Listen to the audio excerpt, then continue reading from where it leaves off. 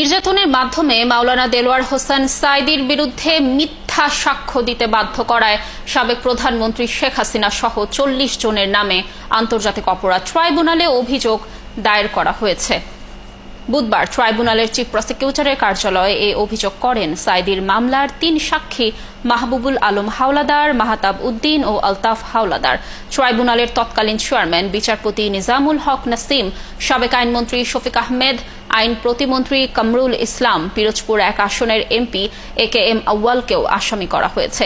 এ প্রসঙ্গে সাংবাদিকদের আইনজীবী পারভেজ বলেন, ২০০৯ সালে মাহবুবুলকে ডেকে আল্লামা সাঈদীর বিরুদ্ধে মামলা করতে বলেন এমপি আউয়াল, তবে রাজি না হওয়ায় স্থানীয় আওয়ামী লীগ নেতাকর্মীরা সাক্ষীদের তুলে নেন।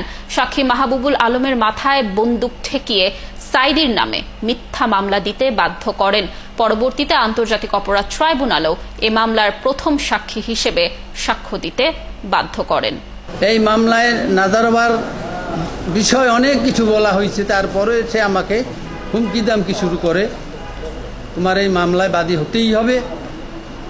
নানা রকমের তাদের লোকজন দিয়া চাপের মুখে আমাকে অস্ত্রে ভয় দেখানো, অমুক বিভিন্ন একটা, আমি তখন পরিস্থিতি